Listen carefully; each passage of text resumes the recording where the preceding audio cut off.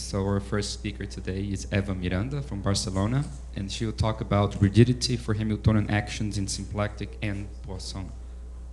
Thank you very much, Enrique. Thank you very much for this. First of all, I wanted to thank the organizers of this nice meeting for this invitation to this wonderful country that I like so much. So, well, when Enrique invited me, I thought, what should I talk about in this conference? It's about conservative dynamics and symplectic geometry. So I thought that maybe normal forms would be an interesting topic for people also working in dynamics, okay? But then I realized, okay, people working in symplectic geometry, and well, I came here and many people are working in contact.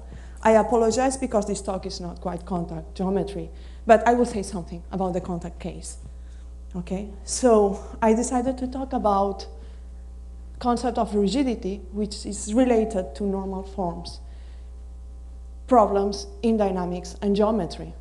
Okay, so this talk is, I will try not to be too technical. I will try to give some ideas about the following problem. We have two objects, and we want to know if these objects are equivalent or not. If we have a normal form for these objects, then we are done, because this normal form gives us an equivalence, okay? And the normal forms I will deal with will be at the beginning of the talk in the symplectic context, at the end of the talk in the Poisson context. I know some people in this talk, in this conference, are not familiar with the Poisson world, so I will just let this thing for the end of my talk, and I will just give more general ideas about how the Poisson context is related to the symplectic one, okay? So what comes after normal forms? If I don't have a normal form for an object, the next question I would like to ask is, do I have rigidity? That is to say, if I have two objects that are close in this category, can I take one to the other? So these are the two main points of view I'm going to deal with, normal forms and rigidity for closed objects. So here is the outline for my talk. Well, I decided to put some attractive background just in case you get distracted. Okay. So the outline for my talk is the following. First, I will take as motivation the case of integrable systems, and I will talk about normal forms, okay?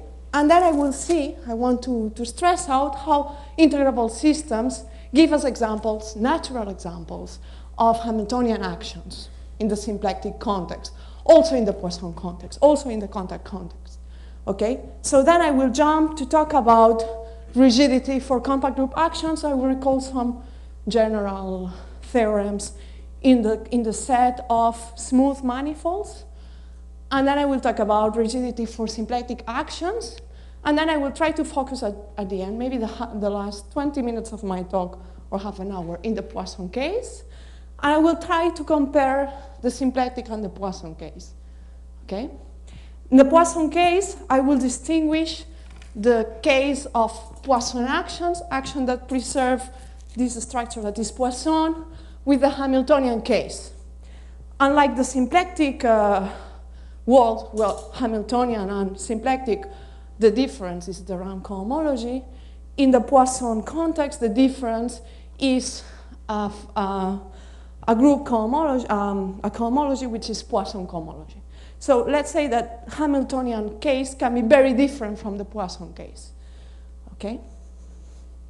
So first I start with recalling what is an integrable system on a symplectic manifold, and this is really related to dynamics.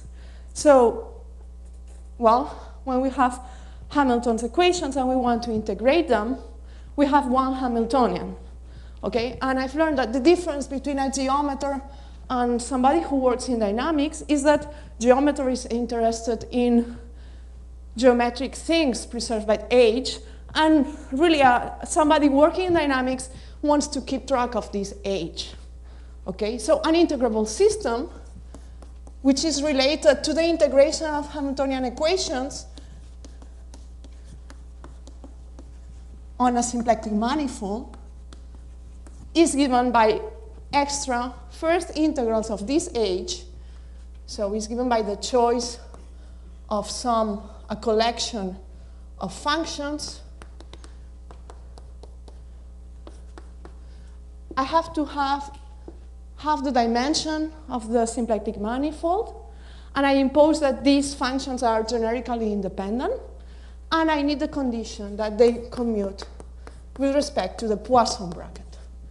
Well, the Poisson bracket is naturally associated to the symplectic structure that I have this condition for any pair of them in the way that we know.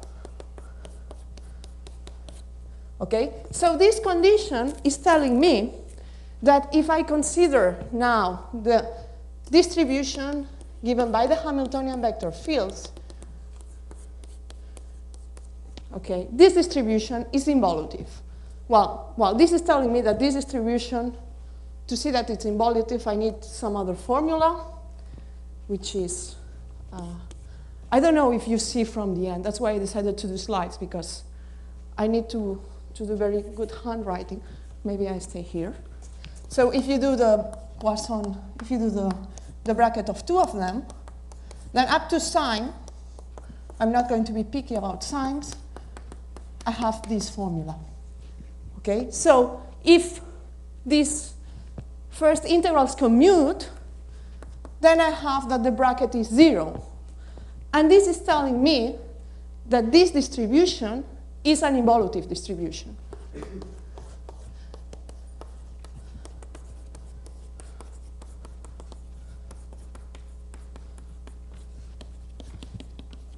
So there exists a foliation integrating this distribution. Okay, I'm assuming that this is generic. I'm taking a point where this is independent, so I have exactly n independent commuting vector fields, and there is a foliation which integrates this distribution, and this foliation has a geometric property which is given by this formula. This formula is telling me that this foliation is Lagrangian. It's very easy to check out that, in fact, this foliation is tangent. The vector fields of this foliation are tangent to the set, to the function that is given by taking a set of n first integrals. Okay? And this collection of first integrals is called by people working in dynamics moment map. Okay? But people working in symplectic geometry call moment map something associated to an action. Okay? So this mapping, in fact, is really a moment map, mapping in the symplectic sense. Why? Because there is a natural, because of this involutiveness property, there is a natural action. We may consider the action of Rn, okay, that extends. Let's assume that we take L, a fiber of this moment map, and we are going to assume that it's complete in the Riemannian sense. If it's compact, we are done. Okay? Now we take a neighborhood of this. We take a neighborhood that is saturated by this foliation. Okay? And now we consider the action given by the joint flow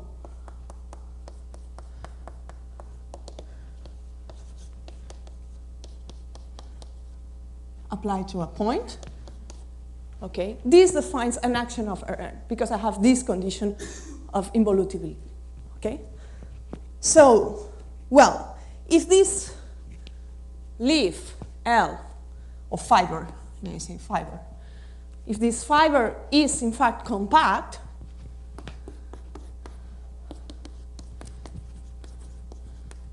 it's known since Liouville that this fiber is a torus. And indeed, the big contribution of a theorem, which is often called Arnold-Liouville theorem, is that indeed we have an action of a torus, okay, that this action gives a real action of a torus on a neighborhood of UL. Okay.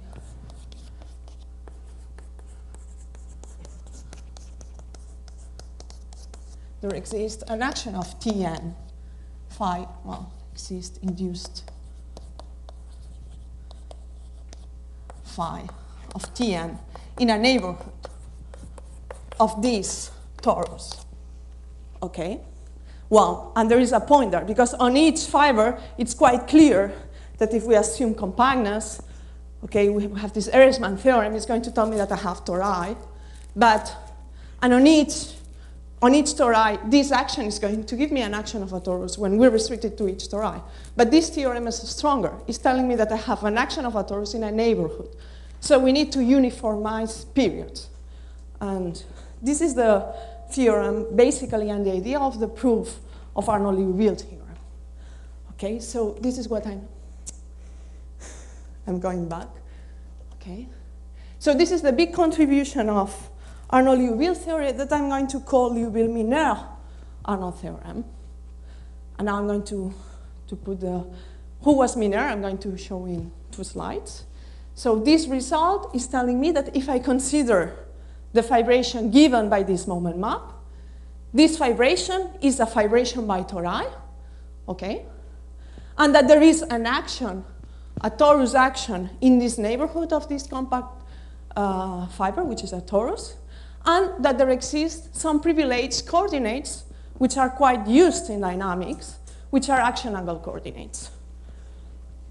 Okay, and here is a picture, very bad picture, of Arnold-Liouville theorem. So I have a torus, and then I have neighboring torus.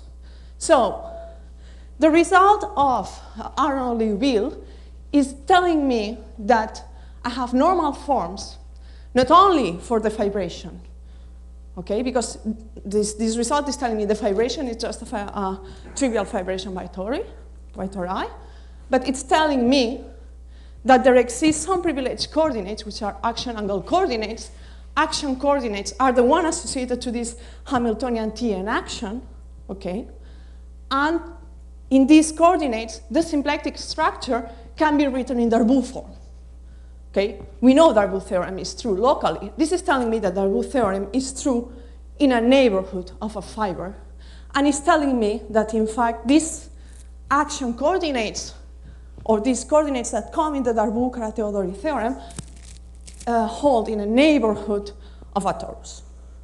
Okay, so this is quite powerful. So I'm going to, this is the second picture of the day. First one was Ipanema, this one is Henry Mineur. Who was Henry Mineur? Henry Mineur was an astronomer who was, in fact, the first one who gave the formulas for the action coordinates. These action coordinates can be obtained integrating, okay, a Liouville form of the symplectic structure in a neighborhood of this Lagrangian fiber in a basis of the homology group. Okay, and in fact, it was Henry Mineur. His interest work came from astronomy. Okay, he was quite forgotten. I've learned from Sun, from Sun, that, well, in fact, you look at Henry Mineur at Wikipedia, and you found that he's really very well known for French resistance, and he has a crater on the moon. But he also gave a formula for action coordinates. Okay. Okay, so summing up, action coordinates, action angle coordinates, give the action of a torus tangent to this tori, which indeed is Hamiltonian, and which is induced by this trivial action, okay, by the joint flow. Okay. It gives us a normal form for the set of first integrals in involution, which are going to be the action coordinates. So in these coordinates, the moment map is given by the actions. And this moment map is a moment map in the symplectic geometry sense. And we have a normal form for the symplectic structure, which is, the symplectic structure is Darboux in these coordinates. Okay, so we may ask also, well, this is true in a neighborhood of a fiber, can we globalize these actions? This is an interesting question. Do we have global action coordinates? Of course, there are some topological abstractions that we may get, okay? But in the case we can extend this action that exists in the neighborhood of a compact fiber to the whole manifold, we have a torus action of Tn, and then we can read many things of the geometry of our integrable system from the Delsan polytope, okay? For instance, the points that are going to be in the edges, that if we think of them as points of Hamiltonian actions, correspond to points where we have isotropy, are going to correspond to points where we have singularities for our integrable system.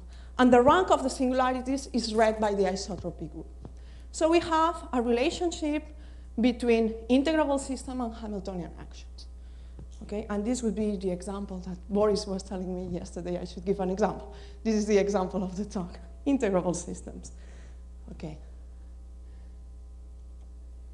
So, well, in the case of integrable systems on symplectic manifolds, we have this normal form.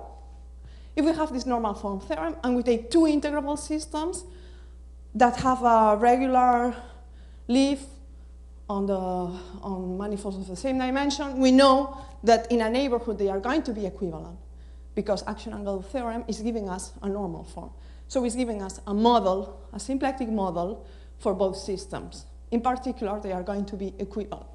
So the philosophy, the idea is that if we have normal forms for geometric structures, we have structural stability, in the sense that we have stability in the class of integrable systems such that this is regular.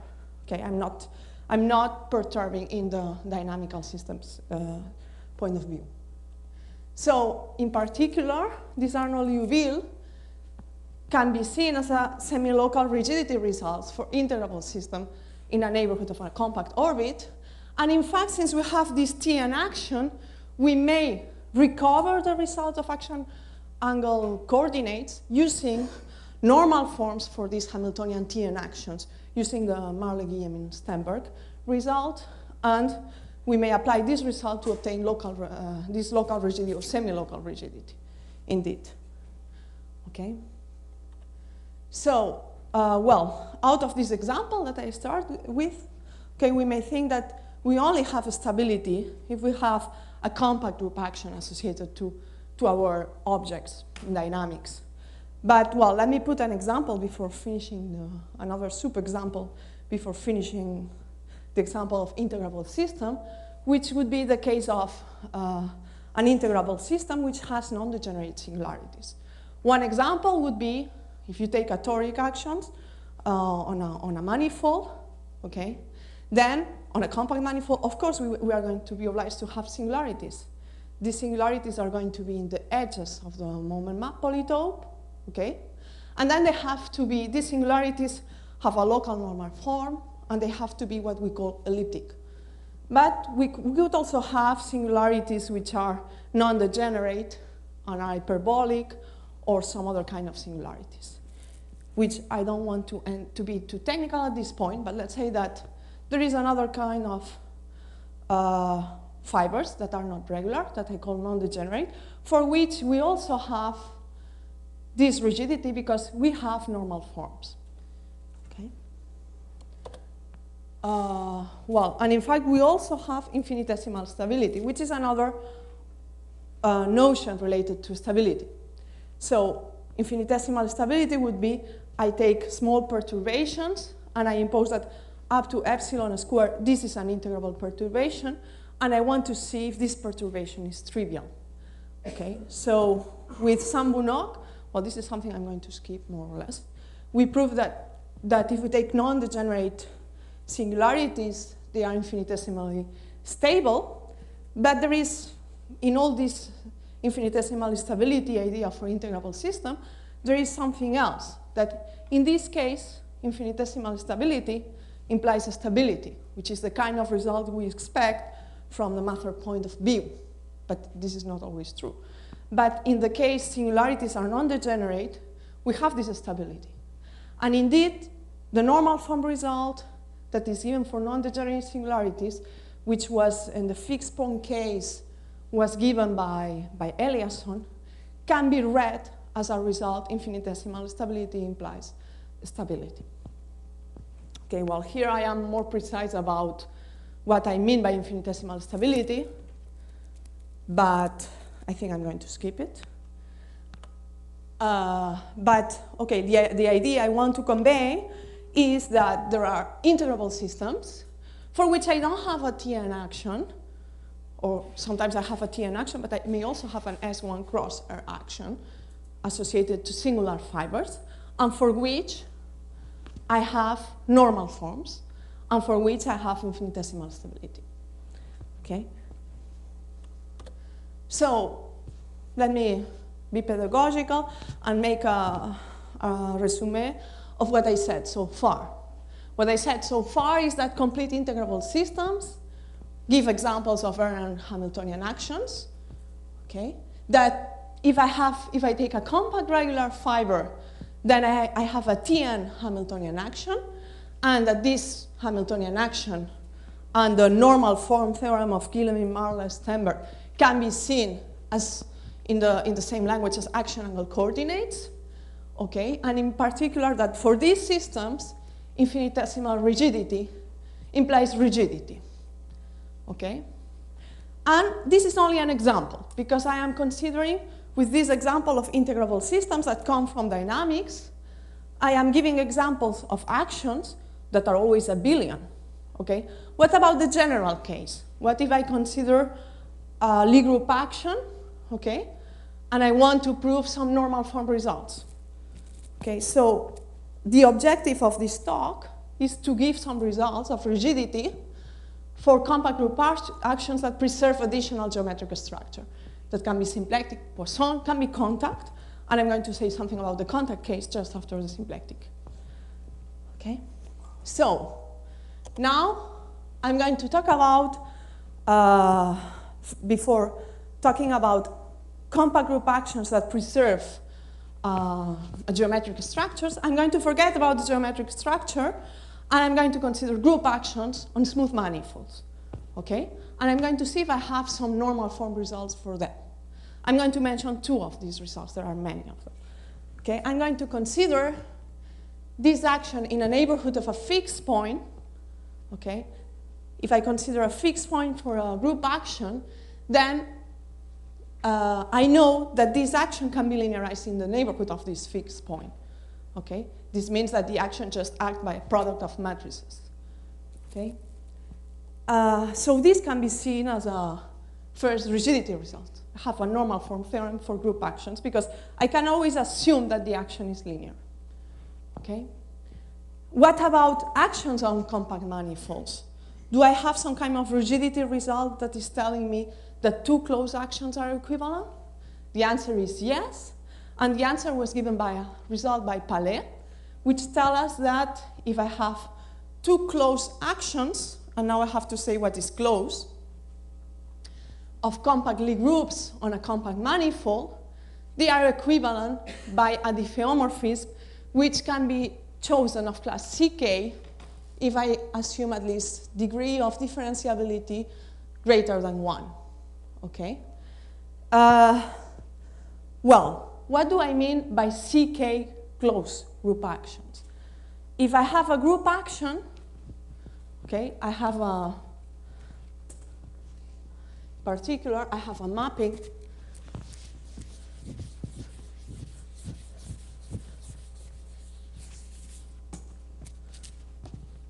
of G on M that has the good properties. So I can see a group action as a mapping from G cross M to M. Okay? So here I can consider the CK topology, which means that I am measuring the topology I'm taking here is taking derivatives up to order K.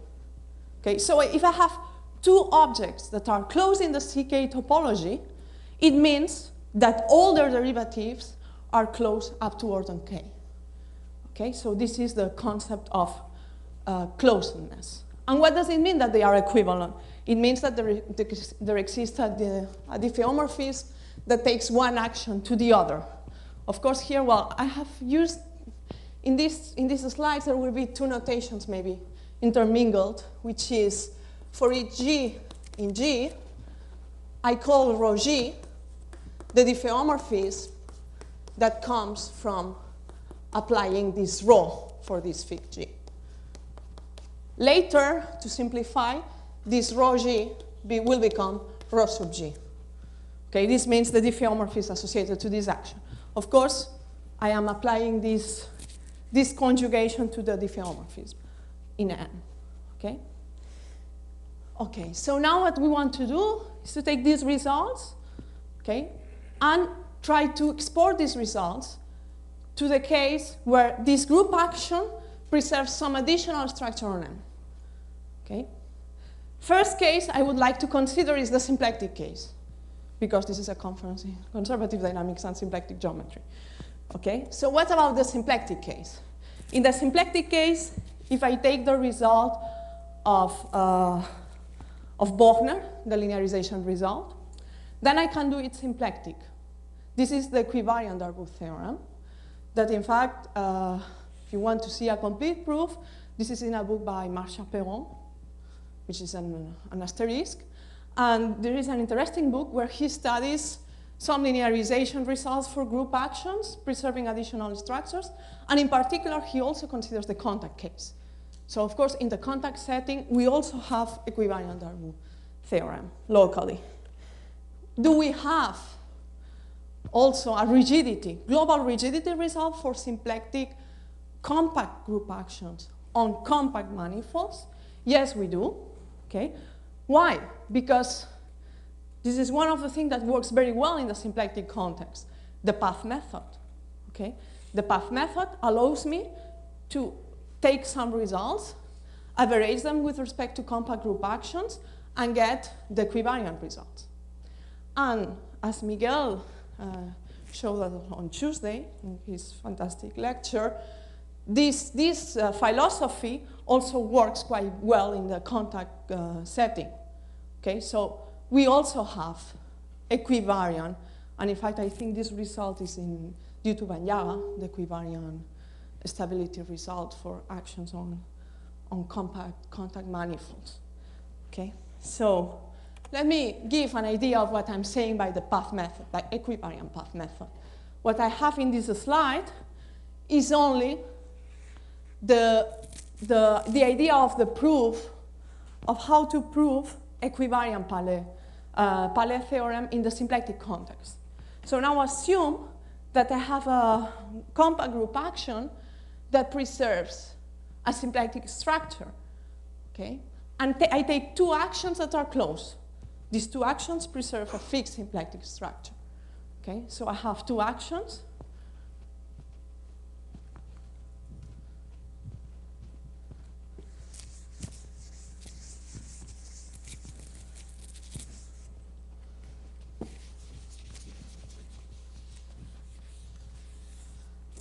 I take rho 1.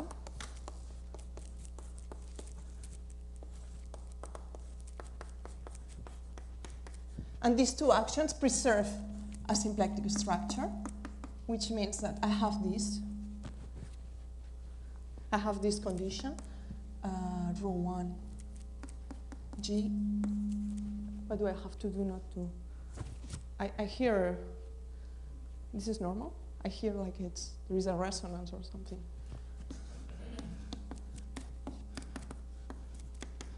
Okay, so I have these two actions, okay? So first thing I can do is, to these two actions, I can conjugate them. Idea, first step, use Palais theorem to take rho 2 to rho 1. Okay? So if I use Palais theorem, I'm conjugating the actions. But of course, I'm changing the symplectic structure. So by using Palais theorem, I can assume that both actions are the same. Okay, so from now on, both actions are the same.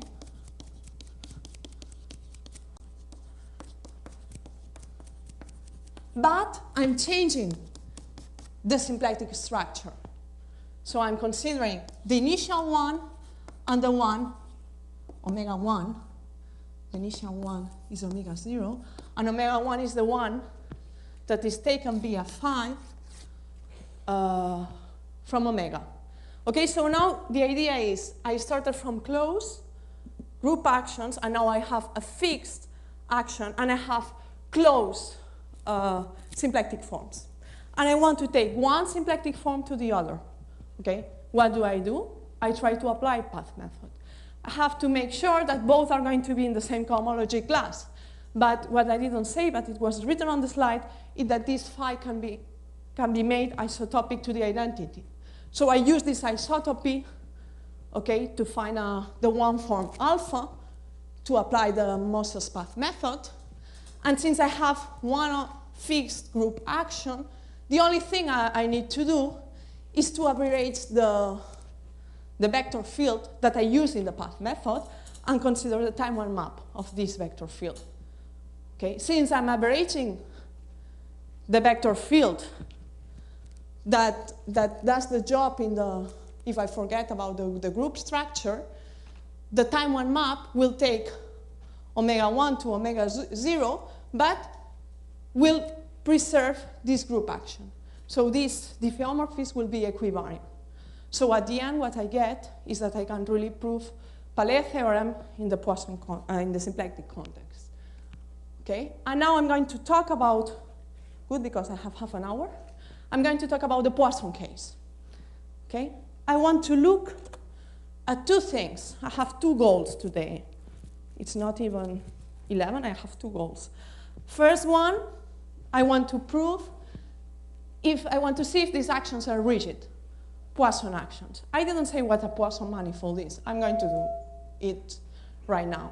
And the second goal is, okay, if Poisson actions are too difficult, I'm going to see what happens with Hamiltonian actions. Okay? So, what is a Poisson manifold?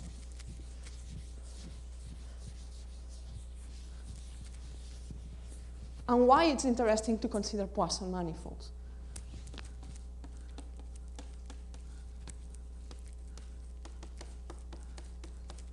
Poisson manifold usually is denoted with a pi, which is a bivector field. Okay, so it's dual to a two-form. I mean, for symplectic manifolds,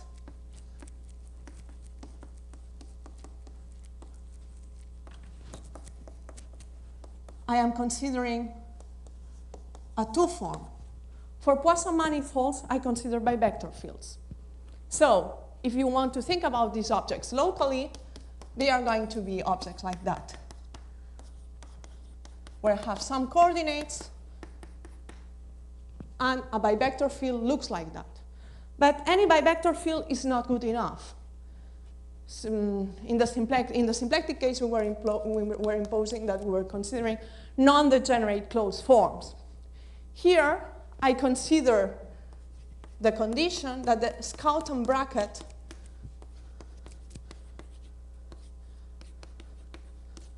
which is a trivial generalization from the Lie bracket applied to multivector fields, is 0. And this condition imposes some conditions on these coefficients, which if I write this thing in the language, if I apply this thing to forms, then I get Poisson brackets. This is equivalent to the Jacobi identity for the associated Poisson bracket. I'm not being too technical, but I just want to convey the idea that I replace two forms with multivector fields with some conditions, with some constraints, like this. And in fact, what is the geometry behind Poisson manifolds? Well, this is a very hard question, but what is the local geometry? How do I view Poisson manifolds? Poisson manifolds, I can view them as a foliation, as a manifold, which is foliated, has a natural foliation, which is given, in fact, by the Hamiltonian vector fields associated to pi, which is a symplectic foliation. So I can look at Poisson manifolds as manifolds that are foliated by symplectic manifolds. The dimension of the foliation, then that's a good question, may change, okay? The dimension of the foliation is determined by the rank of this guy. So the dimension of the leaf through a point, okay, is the rank of pi at the point, okay? And this rank, we don't have constraints about this rank. This rank may vary. So what I have is a foliation in the Sussman sense. Dimension of the leaves might change. Okay, so I may have leaves of dimension 2, then leaves of dimension 4, leaves of dimension 0. So morally, I have the difficulties of dealing with the symplectic case and dealing with singular foliations. Okay, well, this is not a very precise thing, but it's just to give you an idea of why Poisson things are interesting. Many problems in dynamics have their origin in the Poisson context. For instance, if we consider what Sung is going to talk about tomorrow, the Gelfand-Selin system, these are integrable systems on coadjoint orbits of a Lie algebra. But if we visualize the Lie algebra herself, this is the first example of Poisson manifold where the symplectic leaves are the coadjoint orbits. So many things in dynamics show up naturally in the Poisson context. Okay? Well, this was just a very quick justification why I'm looking at Poisson things. So now what I'm going to do is to consider a group action, okay, that is going to preserve this Poisson structure, and I want to get the same linearization results, like in the Bochner case, and also I want to get some Palais counterpart in the Poisson case. So these are the two things I'm going to talk about, okay? But the difference with the symplectic case, where we could deal with symplectic and Hamiltonian actions at the same time, because we had the path method that works very well. In the Poisson case, the Hamiltonian case can be very different from the Poisson case, can be easier to deal with, because Hamiltonian actions, I mean, there is a big difference between Poisson and Hamiltonian actions. Okay, so, well, first I'm going to recall some known results of rigidity in the Poisson context. The first one is due to Victor Ginsburg, and is rigidity by deformations. So if we consider, well, this is the typical thing that rigidity by deformation holds in the, of course, in the symplectic case and in the smooth case, and essentially, usually it's easier to prove rigidity by deformations than rigidity herself. So we have a family of actions that preserves a given structure, okay? And we want to see if we can conjugate these actions in a way that this given structure is preserved. Okay, so this first result of rigidity by deformations was proved by Ginsburg. The problem is that in general, if we have two actions, we don't know if there exists a path in the Poisson case of actions that preserve the Poisson structure that connect both of them. Otherwise, we could prove first rigidity by deformations and then rigidity, okay? But in the Poisson case, we cannot construct a path of actions from two given actions that preserve all the elements in this path, preserve the Poisson structure, okay? And, well, I'm going to look at the local case first, the local aspect, which would be the linearization, which would be the analogous of Bochner result in the Poisson context. And so what does it mean? In the symplectic case, the local result was the Wu theorem. In the Poisson case, the local result is Weinstein's splitting theorem. So Weinstein's splitting theorem is telling us precisely that locally,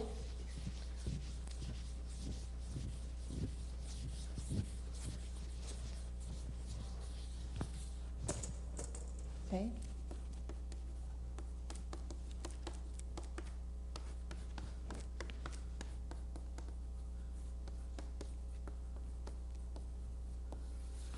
it's telling us that locally, as a Poisson manifold is a product of the symplectic leaf through this point with a transverse structure, okay? And the Poisson structure on this transverse, so we have another Poisson manifold here with a transverse structure, and this transverse structure vanishes at this point. So in comparison with Darboux theorem, the Poisson world is very wild because we have lots of choice to put in this transverse Poisson structure. Okay? So the first attempt to prove a local linearization result would be to prove an equivariant splitting of this sort. So this is the first thing I'm going to talk about. And the second thing I'm going to talk about is global rigidity, but I'm going to consider only Hamiltonian actions. Okay? So, well, here what you can find in this slide is exactly what corresponds to this picture. The local structure for Poisson manifolds, okay, is the following. Okay, we have some coordinates, so this is just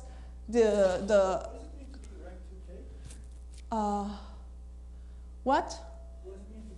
Of rank 2k, it means that this bivector field, okay, you can associate a matrix to it. This bivector. In terms of the foliation, it's going to be the dimension of the symplectic leaf through this point. Is what, 2k? Is 2k, exactly. So in this picture, the dimension of this SP would be 2k. And you can just compute it by the rank of the matrix associated to this bivector field. Okay? So this result is telling me that at a point of rank 2k, precisely, there exist local coordinates such that the Poisson structure can be read like this. And if you look at this result in this picture is telling me on this symplectic leaf, I can take the dual of the Darboux form. Okay, and then I can take this other part would correspond, the second part would correspond to this transverse Poisson structure. Okay.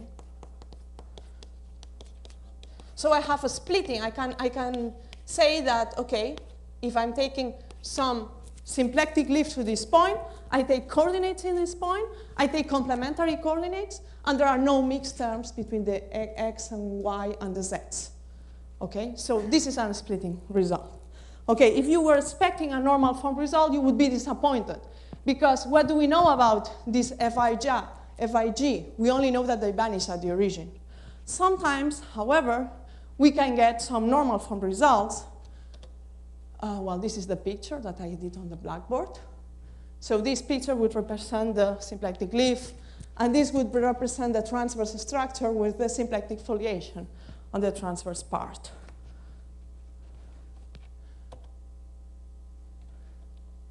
Okay, so what I was saying now is that when can we get really normal forms? What can we say about this FIG? Sometimes we can say something about them. Sometimes we can linearize this transverse part. If the linear part of the transverse part is, this is a Lie algebra, and we impose that this Lie algebra is semi-simple of compact type. Okay? Then we can linearize this thing, okay? And then the linear part is going to look like exactly like a Lie algebra structure. Like this would be the Poisson structure on the dual of the Lie algebra, where you have these coadjoint orbits. And then if you combine both results, you can get a normal form result, okay? If you combine Weinstein result with this result of Jacques Kohn, then you get a linearization result for the Poisson structure, okay? In the sense of normal forms.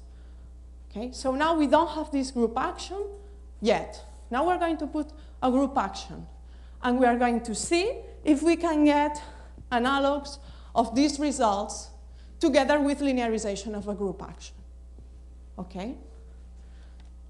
So, well, this is a result that I did a long time ago with Zoom, which would be the equivalent of equivariant splitting theorem, okay? Which is a result that the only thing that is telling me is that if I have a group that preserves a Poisson structure, okay, and this group is compact, then under some conditions of the Poisson structure that I'm calling tame here, then we can really find equivariant splitting. This means we can really prove that the action is going to act diagonally on this Weinstein splitting, okay? That the action is going to be linear and is going to act diagonally on this Weinstein splitting. But still, the Poisson structure is going to be split. So let's say that we can get both things. But there is a price to pay, which is this tameness condition of pi. Well, what is the idea of the proof? I'm not going to give proofs. I'm just going to give ideas. The idea of the proof is that if the path method worked very well in the Poisson context, we could prove it for any Poisson structure. But the problem is that it doesn't, not even locally, okay?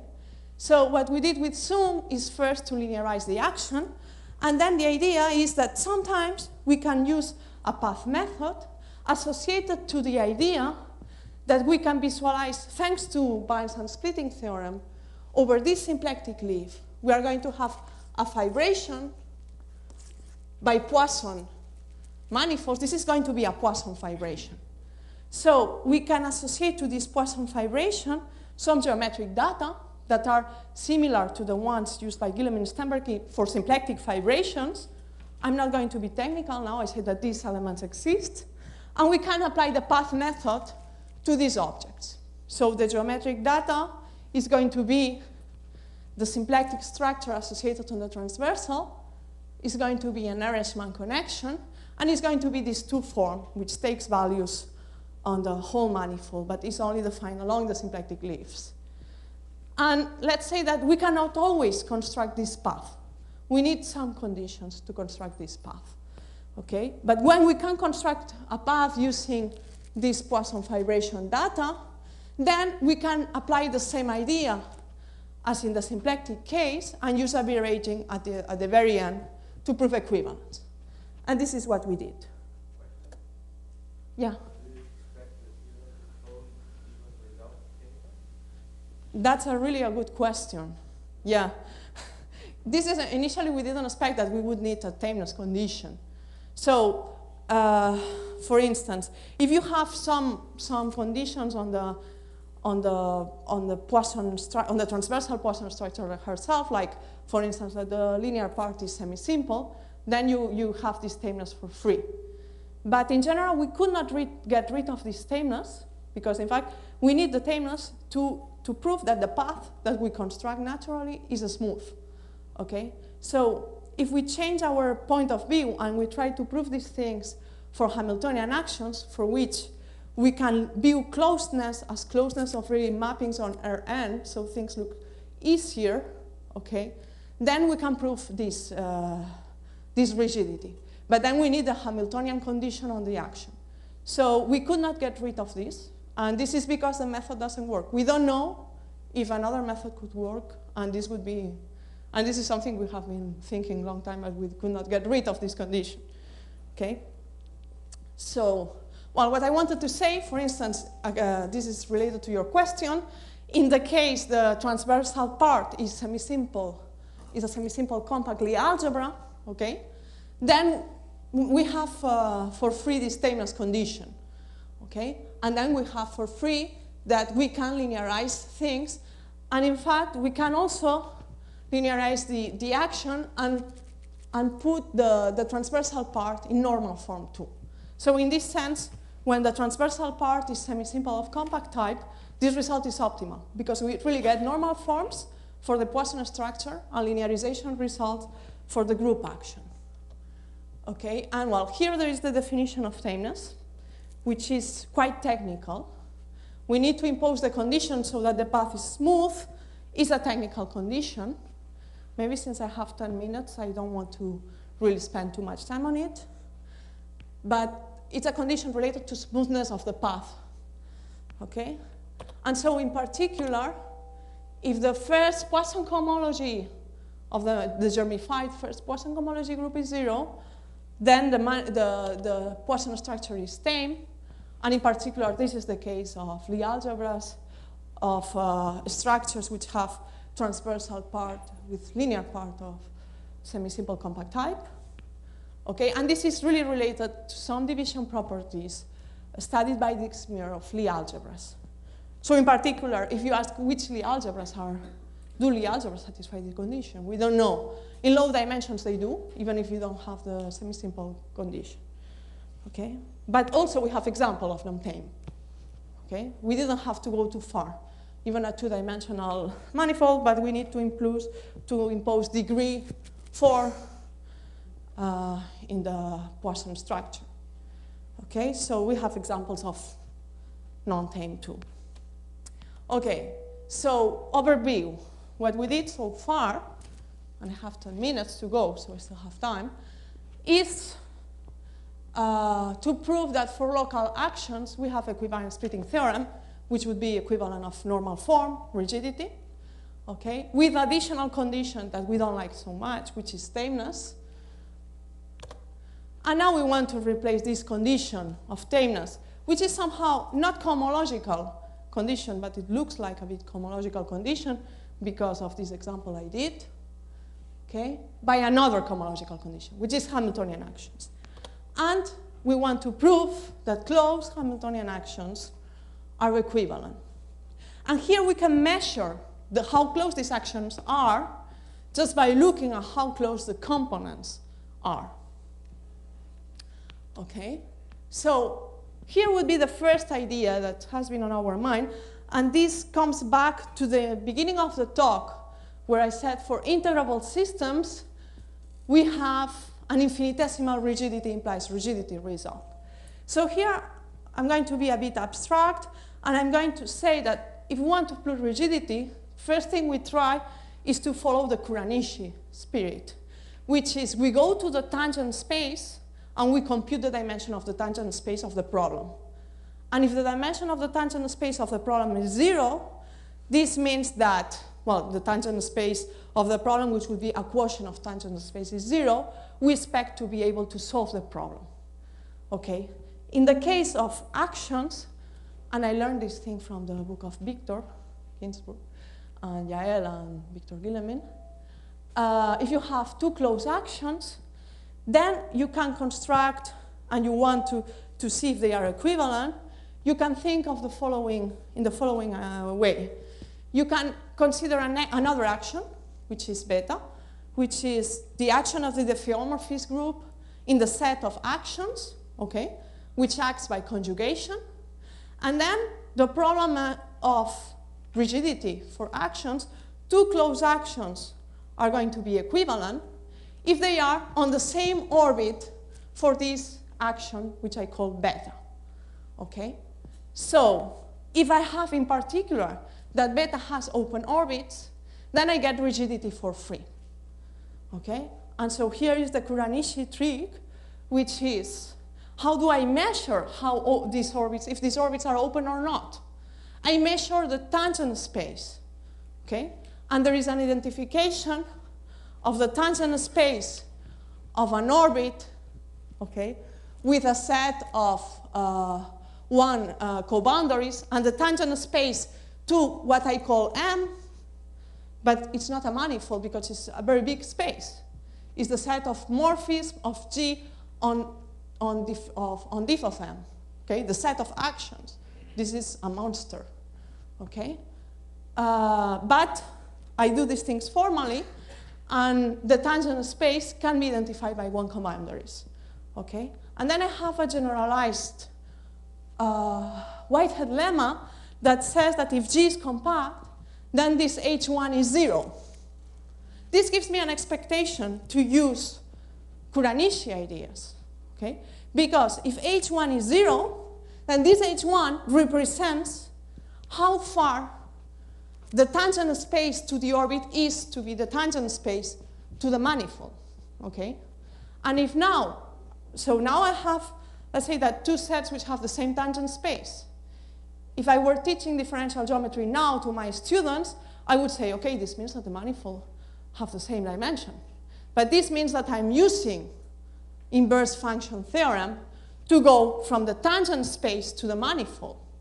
So, question, can we go from the tangent space to the manifold? Well, we can do this if this monster that we are considering before, which is the set of actions, is Symplectic manifold, because then we can apply Nash-Moser inverse theorem, and we are done. And then we prove rigidity, and things are beautiful. Okay? But the problem that is in general, of course, is very hard to verify that a given set is Symplectic. Okay, there is this big paper of Richard Hamilton that is very well written, but if you have a problem and you're trying to check that something is Symplectic, okay, good luck. It's difficult. Okay? So the idea with Mijo? I don't know. Well, you will tell me after. That would be interesting. Because maybe we are using lots of stuff and we can simplify. I will be happy to know.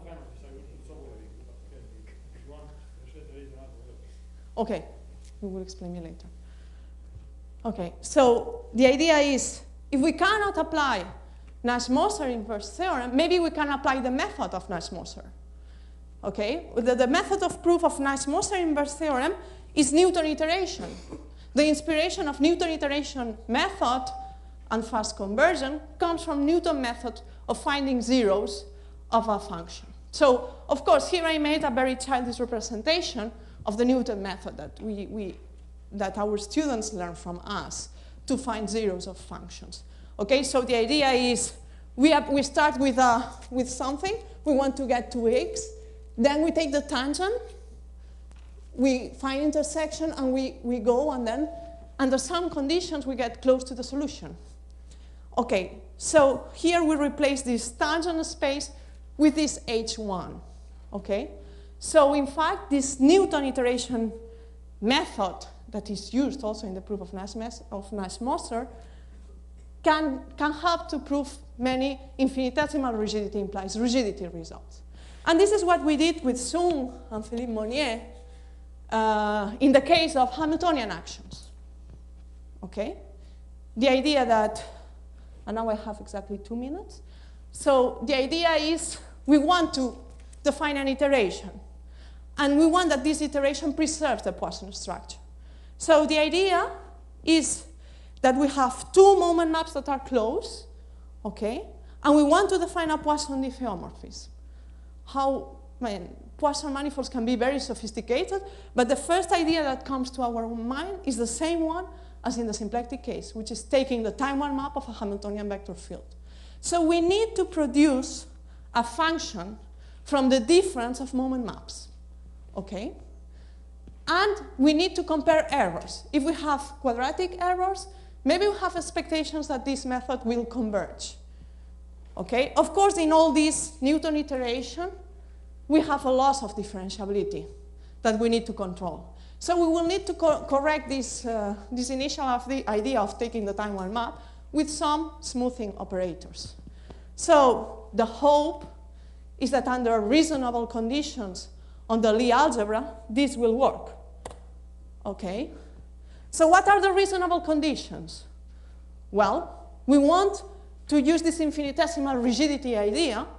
Okay? So we are going to assume that G is a semi-simple Lie algebra of compact type. What is the degree of required regularity? Well, it will depend on the Lie algebra and the Poisson structure, but the result that we can prove is that there exists a degree of enough regularity such that things work. Okay, so this is the theorem. The theorem is very simple to state. We have 2 closed moment maps, okay? And this works for compact manifolds and in a neighborhood of invariant compact manifolds, in particular in the case of fixed points, okay? And we prove that there exists a Poisson diffeomorphism that takes one moment map to the other and one action to the other, okay? And here there are 2 aspects I want to comment, which is that in the relative case where we are considering neighborhoods of invariant compact submanifolds, okay, all this thing of iteration processes, we are going to be losing differentiability, and we will need to be changing radi. So the good setting to work is the set of differentiability where the first degree indicates derivatives up to order blah blah, and the second one is the radi of your color, of your neighborhood, of your invariant manifold. Okay? And that's why you cannot talk in particular about time Fréchet, but you need to use more sophisticated stuff because you have a change of scale. You need to work with the scale time Fréchet. Okay? This is a bit technical, but the result is a result of rigidity. Okay? And the way to get from the difference of moment maps a function comes from the idea of infinitesimal rigidity. So we need to define a complex which is similar to this deformation complex I told at the beginning for infinitesimal rigidity of integrable systems. We need to define a complex that captures this information. So if I take the difference of two moment maps, this will be in C1, which is the set of alternating.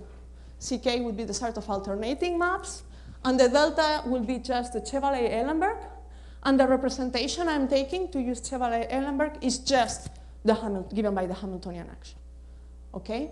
So this result, so we can prove that if the Lie algebra is compact, semi-simple of compact type, we have homotopy operators that have the right properties, that they are also called tame.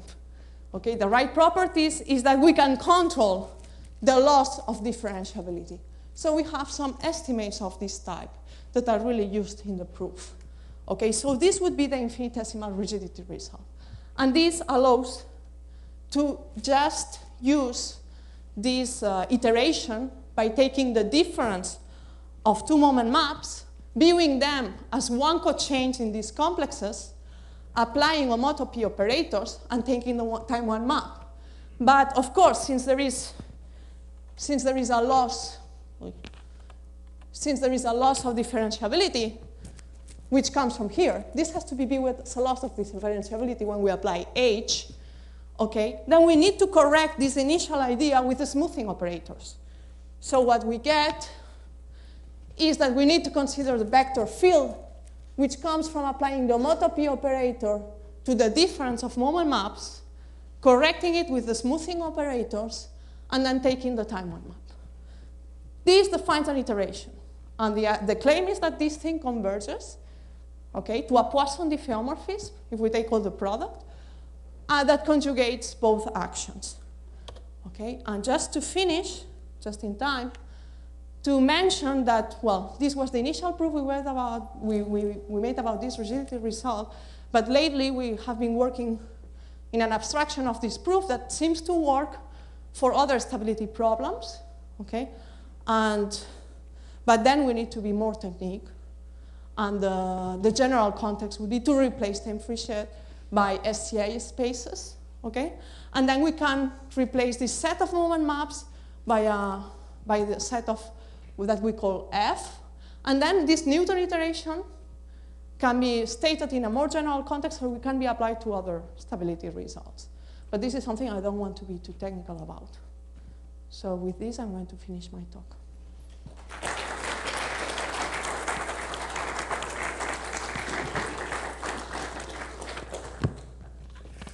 Are there more questions? Yes, Tim, do you have a non-degeneracy condition on these actions? These actions, the non-degeneracy condition, we have it on the Lie algebra. The Lie algebra has to be semi-simple of compact type. So for instance, if you don't have the compact type condition, we have counterexamples, such that you don't have rigidity. Because you can take the classical counterexample of Guillemin-Stenberg, you lift it to the cotangent bundle. I mean, this SL2, you can perturb an SL2 action, okay, to an action that is not equivalent to this action. So how to make this example Hamiltonian? You take it to the cotangent bundle, and then this is not true, not even in the symplectic case. So you really need this semi-simple of compact type thing.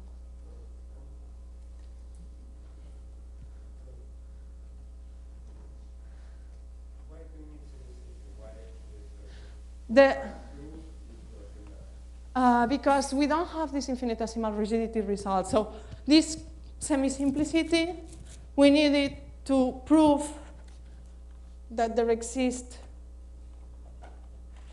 to prove this result, to prove that there exist homotopy operators that satisfy the tameness condition.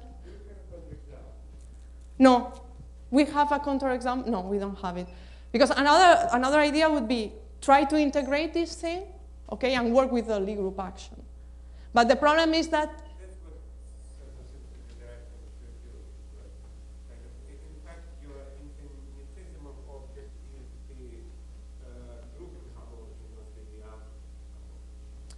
yeah, but the problem is that for this group, I mean, yeah, this was something that we were thinking of, but we don't have, so if you want to take the group approach, you need some Hodge decomposition. Because the problem is that you need to prove that these things are tame, that the homotopy operators, I agree that you have homotopy operators. The H1 is 0. But you need that the homotopy operators, you need them to be tame. Okay, and for that, okay, this would be nice to, this was something we tried to do, but we didn't have, so we need some green formulas to check these things, and we don't have them in general. So we thought about this approach, but we didn't succeed. So in fact, this other approach, how you prove this thing, you complexify this thing, you take Sobolev norm, and then you project, and it's like, you do the same thing as Kohn did in his paper, and you suffer a lot. But it would be more natural to integrate the action, I agree, but we did not succeed.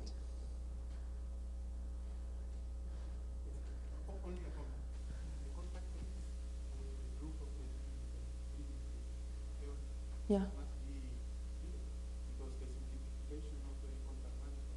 Even without simplification, you use Gray's stability theorem. You use Gray's stability theorem, and then you make it equivariant. It really works. It really works. And if you want the local, in fact, the case of the local case was done by Chaperon in his book, and the global case, you just adopt the same thing with Gray's stability. But you don't need to make the simplification, because, well, then you should check that things come back, and with Gray's stability, you get it.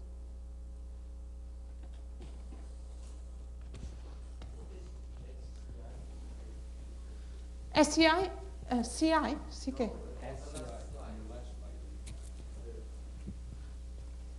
A scale of C-infinity type. This thing, SCI. This is a fancy notation that my collaborators, Sung and Philippe Monnier, made. I think it's your invention, no? They proved a Levy decomposition result for Poisson structures, where they used this idea of iteration on Nash-Moser. And so so SCI spaces, to say it short, would be a generalization of Tame-Fréchet, where you have to change sometimes the radii of your thing. Okay? So Tame-Fréchet is a collection of Banach spaces such that you have the good properties. So here, the thing is that the metrics that you take, the radius of the metrics that you take goes and changes. In each step of the iteration, you are changing the radii. So the way to formalize this thing is to talk about scales of tame Poisson, which would be like the mixture of scale Banach and Tame-Fréchet. So scale C-infinity manifolds would be a generalization of these two objects, scale Banach and Tame-Fréchet. You need to change. So I just have a comment which may be really no good. We were talking before. So there's this, in symplectic topology, you need to solve some very hard mathematical problem. And then both of Vygotsky and Zender have developed a theory of spaces which exactly deals with this loss of Differentiability. yeah. This is good.